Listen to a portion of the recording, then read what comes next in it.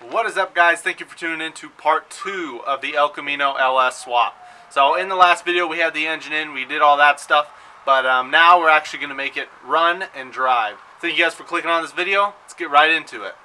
Alright, I just pulled the rear axle, probably one of the easiest rear axles to pull. It's you want to do 2 lower control arm bolts, you want to do the 2 top control arm bolts. There's one brake line at the top over here. You undo that, undo the shocks. Undo the e-brake cables, super easy. All that stuff is like as simple as it could be, and then drop it out of there and yank it out.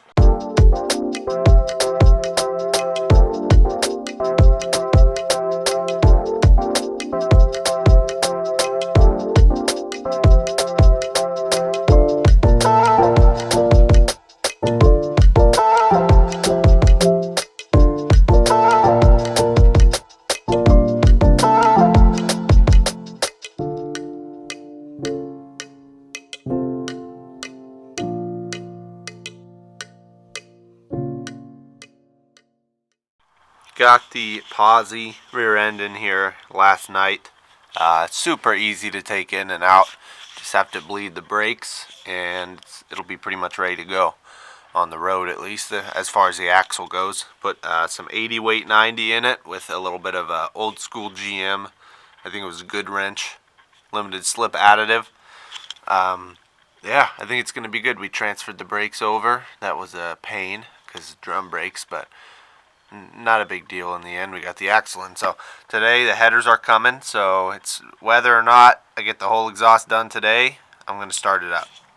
Do a little overview on the little things I've done that I maybe haven't talked about. I got this radiator hose done. Kind of cool. A lot of parts have come off of my my Montero after I LS swapped it. This radiator hose, this little piece right here that goes to there, is I believe it's the top radiator hose on a stock Montero. So that's cool. It's a lot of parts have gone from that engine into other Monteros and now even this car. Let's see, I did some fantastic aluminum glob welding right there to mount this intake nice and tight. I mounted the coil packs and they fit perfectly. A lot of the LS swaps I see don't have this blower motor right here. And the coil pack, I don't know if you can see that, is maybe a little, it's so close. It's like, it's probably a little over 1/8 of an inch away from the coil pack, which I think is going to be okay. I don't think it's going to hit. My lower radiator hose, I think this is off my brother's 3000 GT, and then that's a stock, whatever the stock hose he had. I just cut it down, made that work. These El Caminos here have a cool little positive isolator here, so you can transfer positive power around the car without having to go straight to the battery. Kind of cool. So that's what I ran my hot power to. And then inside there is a fuse box with a bunch of little pins on it, so you can take power right from there. It's pretty great. I cranked it over the other day just to see if my starter wiring was correct, and it was. That little red wire at the top is for the neutral safety, or however the El Camino does it. But either way, that I connected that and made it work. So that's all you got to do. This shifter rod here, this one, is a little bit interesting. The way the geometry is on this shifter right here, when you put it in first gear, it's super far back, and it makes it really hard for the rod to pull it back. That's why they use a cable way back here. I don't want to use a cable, so I'm fine with just having, you know, park, reverse, neutral, drive, and 3. That's kind of how his 200 R4 was set up. Maybe in the future we could go to a cable style, but I kind of like using the column shifter for now, and you know, you never really need to put it in first gear. But if I do, we'll change something.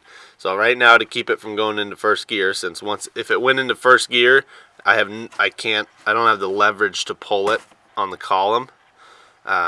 So what I did was I made this rod pretty much bottom out on the body, so it can't go into those gears. But that's kind of temporary, but kind of not temporary, because if it works, then I'm not going to change it. Yeah, so today what I got to do is I'm going to fully weld I'm going to fully weld the transmission cross member mounts, and I'm also waiting on the headers to come in. They're coming today, so I get to figure all that stuff out when they get here. Another thing with this axle is that it's actually 2 full inches wider than the factory 64 to 67 El Camino or Chevy axles, because they just have a little bit smaller body. But this is out of a 68 or 69 El Camino, so it's a full inch wider. You guys might be able to see that a little bit. Sticks out good. It fills in that wheel well perfectly. Hopefully you guys can see that, but I did have to dent that primary pretty good. Believe it or not, there is some space right here. That's not where it's hitting. It's hitting right there at that bend. But luckily the motor spins away. When you rev it, it torques away from this steering shaft. So it's not going to hit it any worse than it is right now, and it's barely scraping off the paint. So I'm not worried about that. But you can also see here, that spark plug wire is hitting the header right there. That one's hitting the header, and then one more on the other side. The passenger side header fits perfectly. No modifications needed. The collector comes out right where it needs to come out. This one, the collector's also right where it needs to come out. It just, you need to dent the hell out of that header pipe there. Overall, they fit pretty nice for what they are. I mean, they were 80 bucks. So to get stainless headers for 80 bucks is pretty awesome. Prime it again. Is it in park? Alright, go ahead.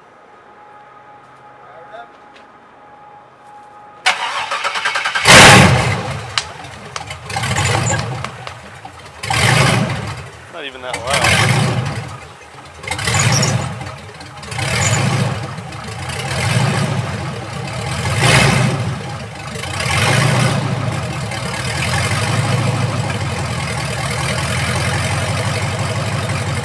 Not even loud.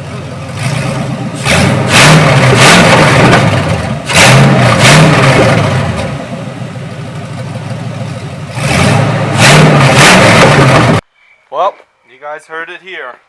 It started right up, ran great. I have to go, right now I'm going to mock up the exhaust pipes. I think I just need a 45 to go from the header to the exhaust pipes, and I'll just clamp that on and it'll be good to go. Yeah, it was a good test start, and ran it for a little while, let it warm up, let the air bubbles get out of the radiator, filled up the power steering fluid, cycled that, and no leaks so far. I actually did have a leak earlier from that. I had a little coupling for the fuel line to go from the old fuel line to a new one, and that just wasn't the right coupling, so I had to take it off, and I just put a hose in there for now to start it up. So tomorrow we need to go get some 90-degree spark plugs, because these ones hit the header pretty good. At least three of them. Only 3 of them hit the header, but you have to buy a whole set anyways.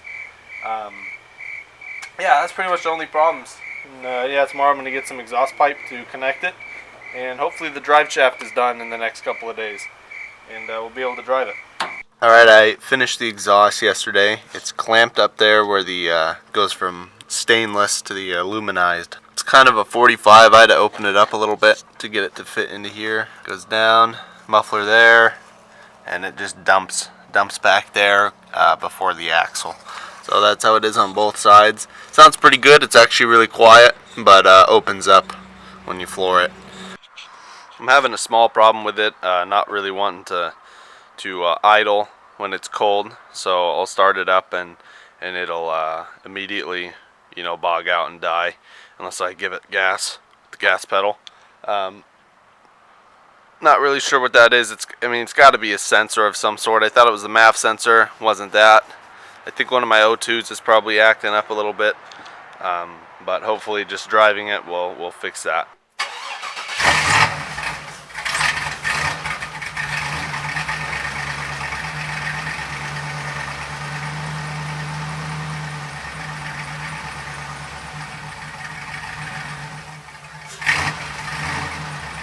Alright, I let it warm up for a little while, give you guys some revs.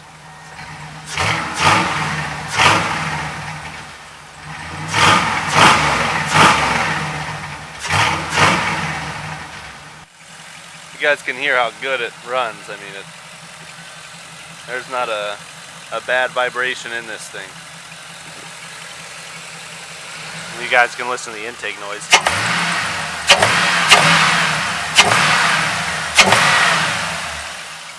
These always make them sound really good. I fixed the problem with it where it didn't want to start when it was cold. It was the idle air control valve. I took the one out of my Montero and put it in here, and it worked perfectly. And then I looked around, and I had a cheap replacement one here, and that one seems to work. So I'll start it up now. Starts right up and idles.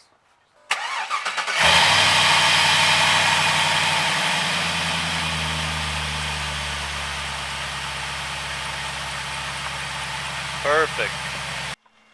Another late night, putting some kill mat down in here. I sanded all the tiny bit of surface rust. This car is super clean underneath. There is no serious rust. It's just 60 years of, you know, dirt and stuff underneath. But yeah, putting some kill mat down, sound deadening. This stuff actually helps a lot, so just might as well do it while I'm waiting for the drive shaft. Alright, I got the angled spark plug wires in. These are like 35 bucks. They're pretty much the cheapest ones on Amazon.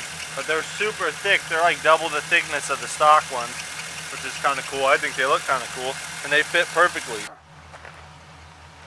Speaking of things running, this is my brother's 3000 GT VR4. It's a 91 or 92, I always forget. But this has the block and crank for my Montero. So it's a 3.5.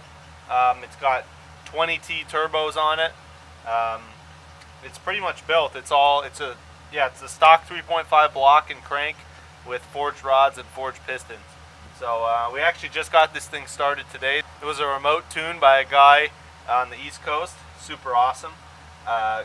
There's a vacuum leak we got to chase down, but I'll put a video of it running right here.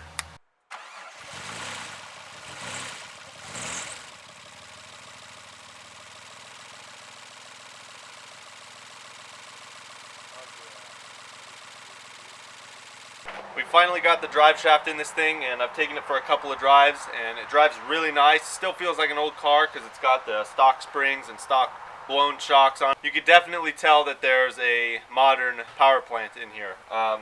It doesn't stumble, it doesn't misfire, nothing. It runs perfect. It's a lot faster than it was before, that's for sure. It lights up the rear tires whenever you want. That posi axle back there works perfectly. What also is pretty cool is that the stock hood fits.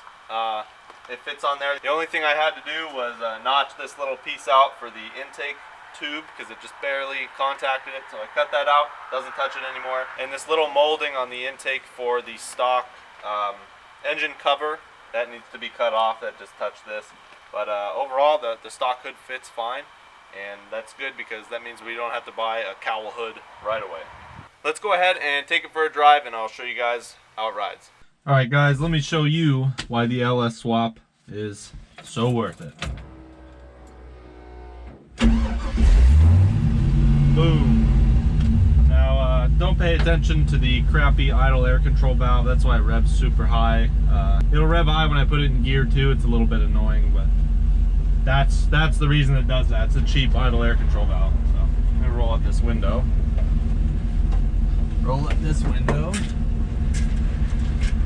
And I don't know if you guys can see it, you probably can. There's some sound deadening I put on the roof, lots of sound deadening on the ground.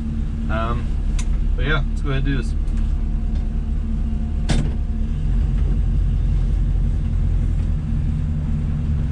Reverse.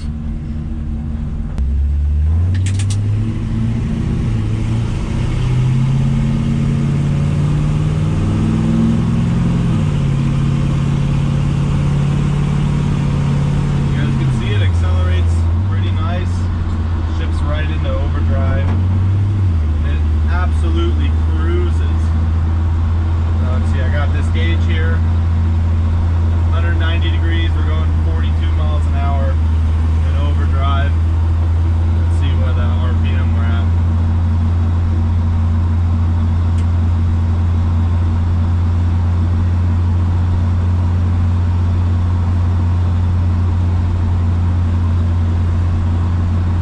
Okay, 1300 RPM at 45.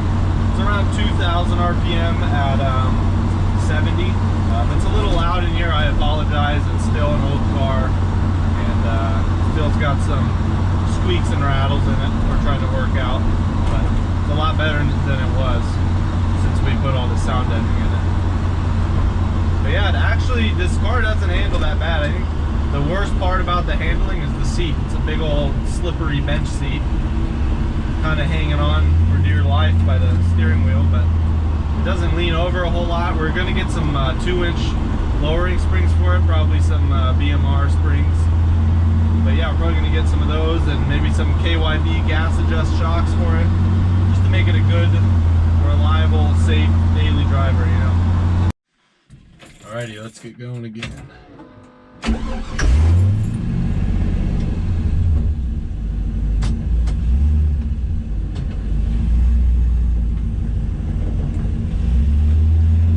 See that idling up like that? That's the idle air control valve. It like hangs.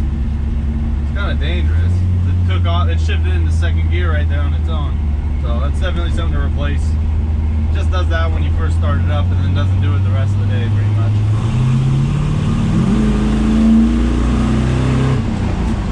Woo! It looks pretty good. I actually did a 0 to 60 test on it. It was cold, with cold tires on not wet surface, but it had rained that day and it kind of dried up later in the day. It was at night. Did a 6.03 0 to 60. So this car on a nice sunny day is in the 5 seconds, probably a 5.8 or something, which is really good actually. It's like a 3,100 pound car. But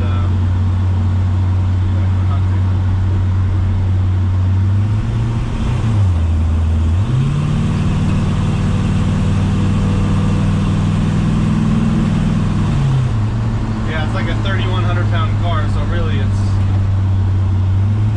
not bad.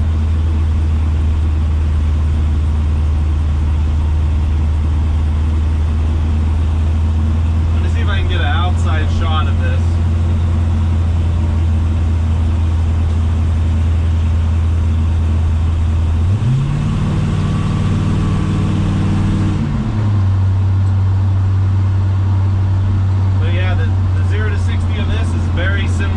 Like a 2002 Camaro, like an automatic Camaro, which is pretty surprising because this, I guess it is a little bit lighter, but it's also making 50 less horsepower.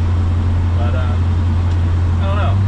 This is probably over 300 just because the electric fan, so it doesn't have a clutch fan anymore. Shorty headers, I kind of tuned it. I pretty much moved the shift points up to 58 or 5,900 RPM.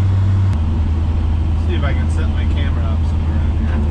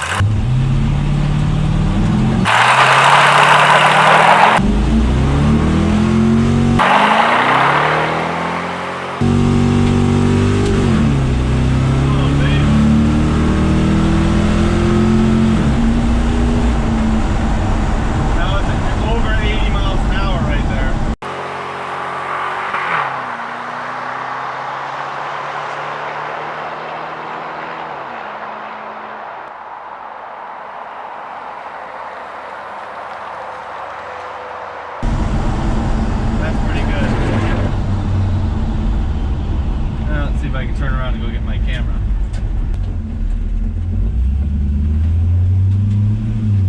Alright guys, well, I did a burnout for you, little acceleration run, and let's do a little overview of everything that we've done to this.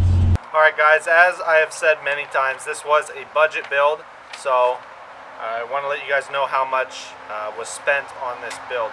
So we're just going to do the LS swap for now, not the steering box and not the rear axle and all that stuff.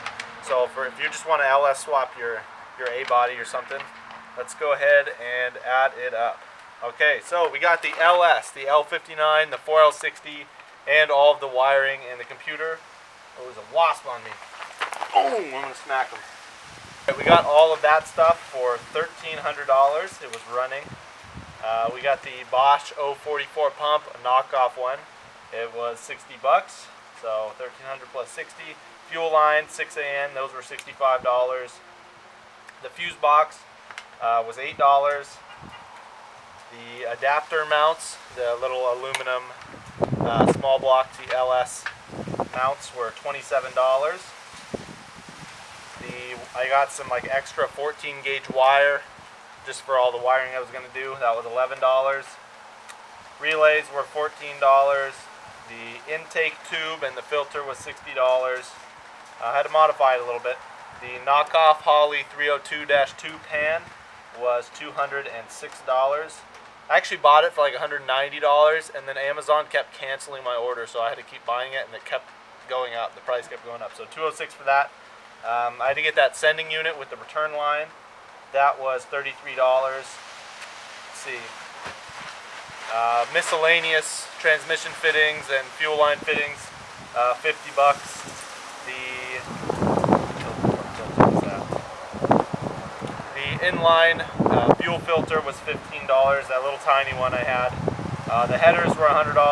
Had to modify those. Throttle pedal, $10 from a junkyard. Throttle cable, $5 from the junkyard. The rag joint, $5 from the junkyard. That power steering pulley, $10 from the junkyard. Small block Chevy mounts, they were $15 from AutoZone. The radiator fan we got from a Plymouth Voyager minivan was $25. Let's see, trans fittings, $15. So I guess those other fittings were fuel line fittings and stuff. So 15 for trans fittings. The 41-962 AC Delco spark plugs were $72. You can get them cheaper online. We went into the store and got them. $72. ATF and power steering fluid, $20. Radiator coupling to make those radiator lines was $6. Let's see. We had to get those angled spark plug wires, those red ones. Those were $36. HP tuners, because I had to buy the credits for HP tuners in order to tune the fan. That was $100. Had those 45-degree angled exhaust tubes were $20. And the drive shaft came out to $180. That brings our total for the LS swap, not the axle and not the steering box and everything, to $2,468. We were able to sell the engine, the stock engine, and stock or a 200 R4 transmission for $900 for the engine and $800 for the 200 R4. It's a lot more than I thought we'd get for it. I thought maybe $1,000 for the package, but we ended up getting $1,700 for the package. So you get your $2,400 for the whole LS swap, and then you get to subtract $1,700 from that. So the whole total for the LS swap was $768. Now you might be able to do this a little bit cheaper. Maybe you're not using HP tuners. Maybe you're not getting spark plugs at the AutoZone, you know. And some other things you could probably get elsewhere. But this is a pretty tight budget we stayed under. So $768 for the LS, the 4L60, drive shaft, brand new U-joints, brand new spark plugs, new oil pan gasket, everything. It's actually a pretty good build, and it was $768. So those old small block Chevys are actually bringing a premium. Like I said, I didn't think we'd get that much money for it, but now you add in the rear end and the steering box, you get, what is that, 400 and, where are we at? Where's my steering box? I think the steering box was $40, so $440.